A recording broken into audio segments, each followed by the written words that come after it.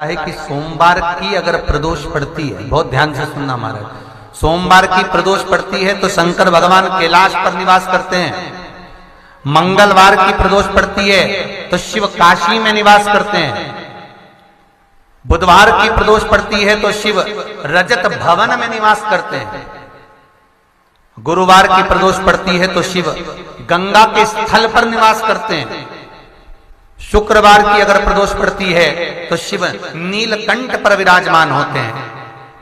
शनिवार की अगर प्रदोष पड़ती है तो शिव शमी के वृक्ष के नीचे रहते हैं। और रविवार की जब प्रदोष पड़ती है तो शिव बेलपत्र के पेड़ के नीचे निवास करते हैं। महाराज ये एकादशी शंकर से कह रही है कि आपका स्थान ये नहीं कि आप कैलाश पर मिले, उस वार को, उस तिथि के दिन, उस अनुकूल।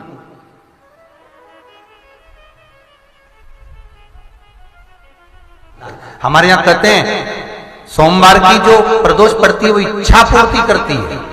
मंगलवार की प्रदोष रोग से मुक्ति देती है। बुधवार की प्रदोष कामना की पूर्ति करती है। गुरुवार की प्रदोष शत्रुओं का नाश करती है। शुक्रवार की प्रदोष सुख और शांति देती है। शनिवार की प्रदोष संतान का सुख देती है। और रविवार की प्रदोष जो काम दुनिया में कोई नहीं कर सकता वो अचूक फल की प्राप्ति रविवार की प्रदोष करा देती है। महाराज ऐसी प्रदोषों का नियम वर्णन किया चाहिए। भगवान कहते ठीक है तू थोड़ी देर खड़ी हो। एकादशी सम्मुख खड़ी हुई। पार्वती जी ने जिस अंगुष्ठ का जल पीने के लिए लिया था हाथ में, बस पीने ही वाली थी, शंकर भगवान ने वही हाथ में जल लेकर एकादशी के हाथ में उसको देकर कहा ले, ये मेरे द्वारा निर्मित एक व्रत है जिसे त्रयोदशी के दिन तूने मांगा है, मैं तुझे देता हूं। आज इस व्रत का फल मैं तुझे प्रदान करता हूं। अब तू जिस जीवात्मा को लेकर जाएगी उसका पाप प्रबल नहीं होगा।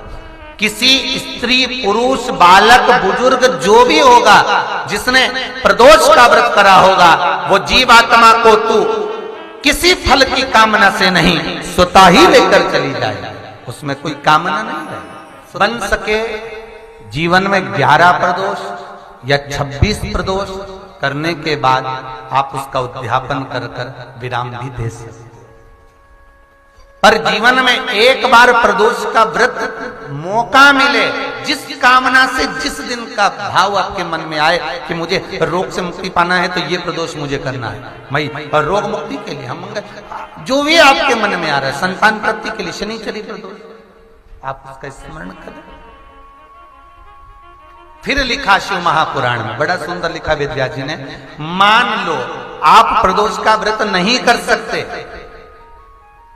आप अगर व्रत नहीं कर सकते तो प्रदोष के दिन, प्रदोष काल में शाम का समय सूर्यास्त का कुछ पल, कुछ घड़ी के पहले से लेकर बाद तक का प्रदोष काल के अंतर्गत आप शंकर जी के मंदिर में जाकर 1 लोटा पानी, 5 बेलपत्र भी अगर समर्पित करते हैं तो संपूर्ण प्रदोष का फल आपके भाग्य में प्रबल हो जाए। शिव महापुराण में इसका आज भी नियम है, थोड़ा ध्यान दीजिएगा। मान लो मेरे बेटा बेटी कहीं अप्लाई कर रहे हैं नौकरी के लिए या अन्य चीज के लिए, तो वो अगर बेलपत्री के मध्य पत्ती और ये 2 पत्ती है, इस पत्ती के बीच की जो जगह होती है वहां यदि पीला चंदन और 1 चावल का दाना लेकर हरीश्वर महादेव का नाम लेकर शंकर के शिवलिंग पर प्रदोष के दिन अगर चढ़ा देते हैं तो वो बेटा बेटी जिस एग्जाम को दे रहा होता है अच्छी मेहनत के साथ, लगन के साथ, तो निश्चित है वो उसमें सफलता पाता जरूर है। हरीश्वर महादेव, एक बार बोलो कौन से महादेव?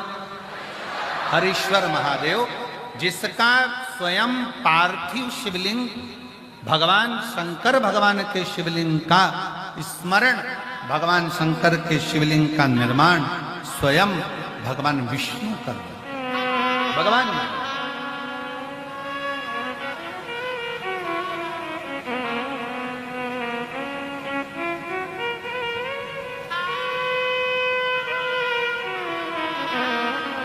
और एक और स्मरण करें, किसके लिए करा था भगवान शंकर ने? लक्ष्मी को वापस पाने, लक्ष्मी को वापस प्राप्त करने, लक्ष्मी जी को पाने के। तो मेरा निवेदन है प्रयागवासियों से और जितने शुभक्त कथा को श्रवण कर रहे हैं उनसे, कभी अगर आपको ऐसा लगता है कि हमारे बहुत दुख का समय चल रहा है और बहुत दिक्कत आ रही है, बहुत कष्ट की जिंदगी जी रहे हैं, तो मेरा निवेदन है 5 बेलपत्र समझेंगे।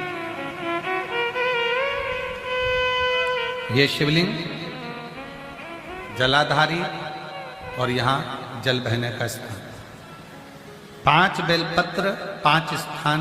पहला अशोक सुंदरी, दूसरा मां पार्वती जी का हस्त कमल, तीसरा भगवान शंकर का शिवलिंग, चौथा बेलपत्र जहां नंदी बैठा है उसका जो चरण उठा हुआ है वो स्थान, और 5वां बेलपत्र जो भी बेलपत्री का वृक्ष, आंवले का वृक्ष, बड़ का वृक्ष या पीपल का वृक्ष मंदिर के अंदर हो, उस वृक्ष के नीचे। ये 5 स्थान बेलपत्र के बताए और 1 लोटा जल वही 5 स्थान पर थोड़ा थोड़ा समर्पित करते हुए हरीश्वर महादेव का नाम लेकर अगर हम समर्पित करते हैं तो गया हुआ धन या कोई लक्ष्मी रूट कर भी चली जाती है तो वो वापस प्राप्त होती है। हरीश्वर महादेव, भगवान हरीश्वर महादेव का स्मरण हमारे लिए लाभदायक है। हरीश्वर महादेव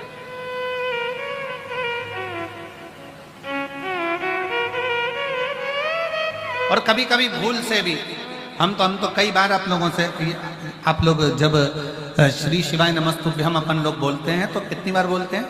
5 बार उसका स्मरण करते ही करते। आप कभी भूलवश भी, मान लो अगर आपको ऐसा लग रहा है कि कहीं तकलीफें चल रही हैं तो आप श्री शिवाय नमस्तुभ्यम जपें, आप पंचाक्षर मंत्र जपें, नमः शिवाय, आप षडाक्षर मंत्र जपें, ओम नमः शिवाय, आप महामृत्युंजय मंत्र जपें, मना नहीं, राम नाम, कृष्ण नाम, शिव नाम, कुछ भी लो। पर आपको ऐसा लग रहा है कि मैं बहुत उलझनों में फंसी पड़ी हूं, बहुत तकलीफ होती, तो हरीश्वर महादेव का स्मरण कर सकते हैं। 2 क्षण करो।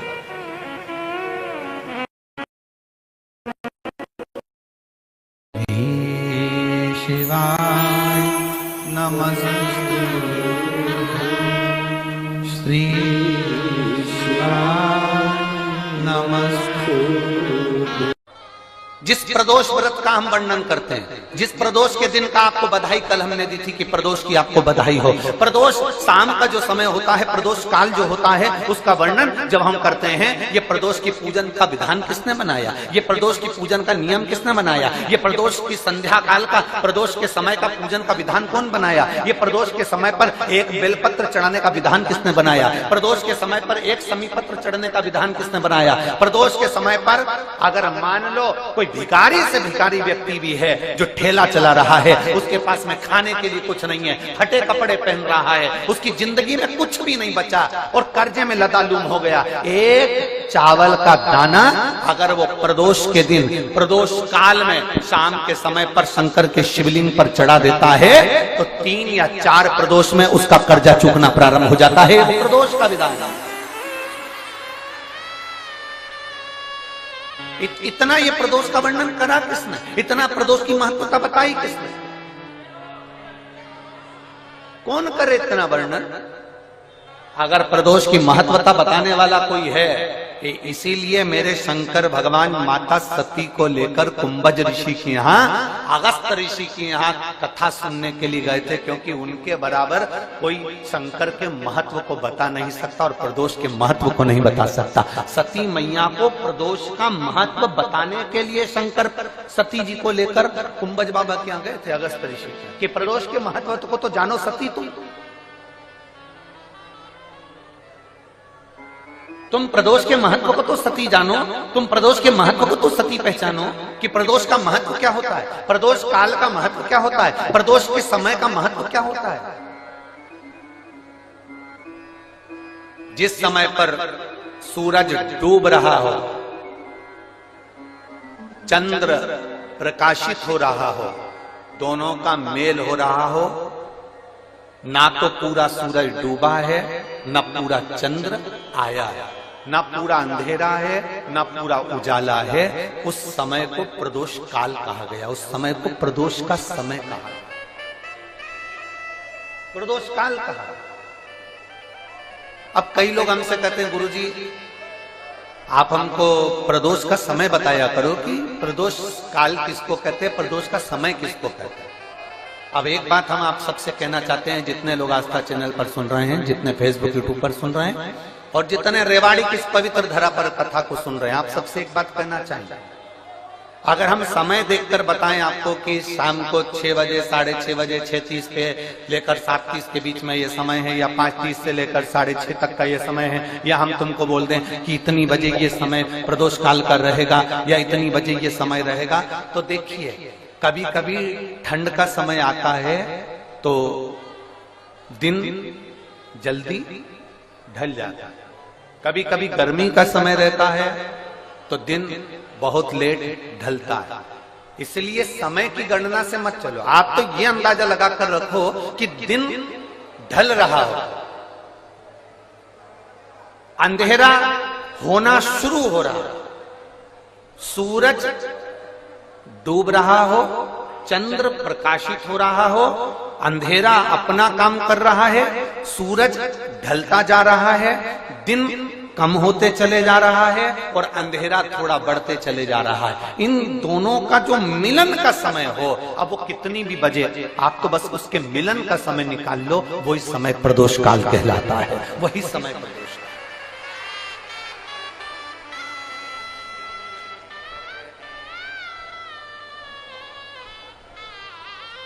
अब प्रदोष काल की पूजन का विधान किसने बनाया, कोई आपसे पूछे तो क्या बताओगे, जम के बोलो जल्दी से, कौन ने बताया था, अगस्त ऋषि।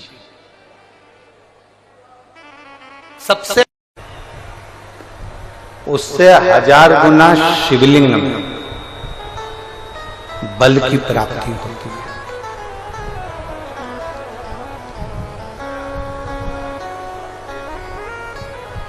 प्रदोष के दिन यदि आपको कहीं से शमी पत्र मिल जाए,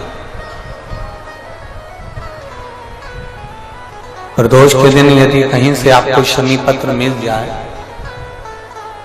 और प्रदोष काल में, प्रदोष का जो समय होता है, शाम का जो समय होता है प्रदोष काल, 4 प्रदोष 5 प्रदोष आप कर देखिएगा कि आपका कोई काम है, कोई नौकरी के लिए आप अप्लाई कर रहे हैं, कोई समस्या बड़ी विकट आ गई है, कोई तकलीफ, बड़ा गला पकड़ रहा है बेटा, कोई तकलीफ विकट आ गई है, कोई समस्या विकट आ गई है, प्रदोष के प्रदोष काल अगर एक शमी पत्र भी आप घर के शिवलिंग को, अब ये करने के लिए आपको मंदिर के शिवलिंग नहीं जाना, अपने घर में जो शिवलिंग, चाहे वो स्फटिक का हो, पारद का हो, कंकर शंकर का हो, लकड़ी का हो, जो शिवलिंग तुम्हारे घर में, कांच का हो, चाहे वो नर्मदा के कंकर का हो, नर्मदेश्वर हो, पाषाण का हो, जो शिवलिंग चांदी का हो, सोने का हो, तांबे का हो, पीतल का हो, जो शिवलिंग तुम्हारे,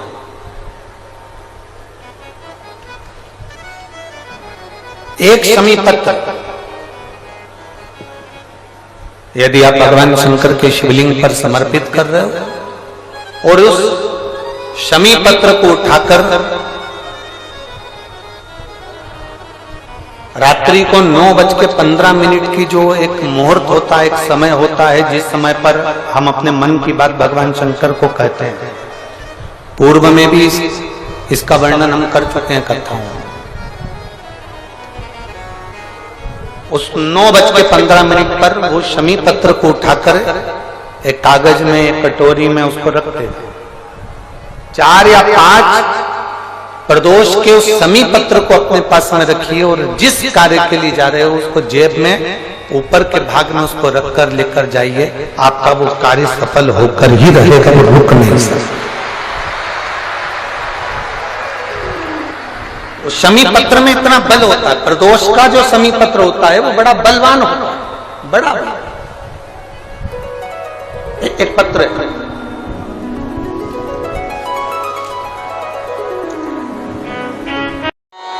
परिवार में बेटे हैं, बहुएं हैं, बेटियां हैं, सब प्रयास कर रहे हैं। बेटे भी प्रयास कर रहे हैं, बहू भी प्रयास कर रही है, बेटी भी प्रयास कर रही है कि मुझे कोई अच्छा जॉब मिल जाए, मैं उन्नति की सीढ़ी पर चढ़ जाऊं, मैं बहुत आगे बढ़ जाऊं। और बेटा बेटी बहुएं अगर आगे नहीं बढ़ पा रही है तो शिव महापुराण की कथा कहती है कि एक कार्य करिएगा, एक बेलपत्र लीजिए और 7 चावल के दाने इस बेलपत्र के मध्य वाली पत्ती पर रख लीजिए। जो बेटा बेटी बहुत प्रयास कर रहे हो, बहुत कंपटीशन एग्जाम दे रहे हो, बहुत मेहनत कर रहे हो और उसके बाद भी बहुओं का, बेटियों का, बेटों का अगर कहीं जॉब नहीं लग रहा और कहीं सिलेक्शन हो ही नहीं रहा और बहुत हार चुके हैं, तब एक बेलपत्र 7 चावल के दाने मध्य पत्ती पर 7 चावल के दाने, एक घिसे हुए चंदन की गोली, पीला चंदन को घिस कर उसकी एक गोली बनाए, एक गोली गोल कर शिवपिंडी जैसी, शिवलिंग जैसी गोली बनाकर उस चावल के दाने पर रख लो। एक स्थान पर रखकर घर के अंदर ही उसका पूजन कर लो। और पूजन करना है वही जो आप घर में सामग्री आपके रोली, चावल, मोली, हल्दी, उससे पूजन कर दिए से आरती कर ऐसी कैसी ही बेलपत्र अशोक सुंदरी वाली जगह पर, थोड़ा समझिएगा, अशोक सुंदरी वाली जगह मतलब जहां से पानी बह रहा है उस और इस डंडी को रखना और ऐसी कैसी पत्ती अशोक सुंदरी वाली जगह पर रख दीजिए। ये किसी भी प्रदोष के दिन या किसी भी सोमवार की अष्टमी के दिन या किसी भी विशेष शिवरात्रि के दिन आप ये एक बार केवल करना है और अपने मन की कामना कर उसको रखकर बाबा को घी का 2 दिया लगाकर आ जाना है। मेरा भोलेनाथ आपका हाथ पकड़कर आपको कंपटीशन एग्जाम में विजय दिलाएगा। पर मेहनत करना नहीं छोड़ना, परिश्रम करना नहीं छोड़ना, संघर्ष करना मत छोड़ना। अपनी मेहनत को 4 गुना करना है, अपने परिश्रम को 4 गुना करना है, अपने कर्म की लगन को बढ़ाना है। जितने घंटे पढ़ाई करते थे उससे 2 घंटा और बढ़ाओ, जितनी मेहनत करते थे उससे 4 घंटा की मेहनत और बढ़ाओ। और साथ में 7 अक्षत, एक चंदन, पीले चंदन की एक शिवलिंग जैसी आकृति, छोटा सा शिवलिंग जैसा भाग रखकर घर में उसका पूजन कर घी का दिया से आरती लगाकर बाबा की आराधना कर दिल से कामना कर बाबा से वो ले जाकर ऐसे कैसा ही पत्ता अशोक सुंदरी वाली जगह, अशोक सुंदरी की जगह जानते हो, ये जो जगह है, ये जो जगह दिख रही है, मेरा निवेदन है चैनल वालों से थोड़ा इसको दिखाने का प्रयास करें। ये जो जगह है, ये शिवलिंग है, इधर शिवलिंग है और शिवलिंग के साइड में जो जगह होती है जहां से पानी बहता है उसको अशोक सुंदरी की जगह कहते हैं। तो इस स्थान पर इस बेलपत्र को, इस बेलपत्र की डंडी पानी बहते समय, बेलपत्र की डंडी है वो पानी बहने के स्थान पर हो, उसको रख दीजिए। 2 घी के दिए लगाकर, और घी के दिए का स्मरण करें, दोनों दिए गोल बत्ती के नहीं होंगे, दोनों दिए लंबी बत्ती के नहीं होंगे। जो 2 दिए आप लगाएंगे, एक गोल बत्ती का होगा, एक लंबी बत्ती का होगा। गोल बत्ती क्या बोलते हैं यहाँ पर? फूल बत्ती, यहाँ फूल बत्ती बोलते, तो गोल बत्ती मतलब फूल बत्ती, और लंबी बत्ती, लंबी वाली बत्ती। 2 दिए लगाना है, एक जगत जननी का, एक बाबा विश्वनाथ का।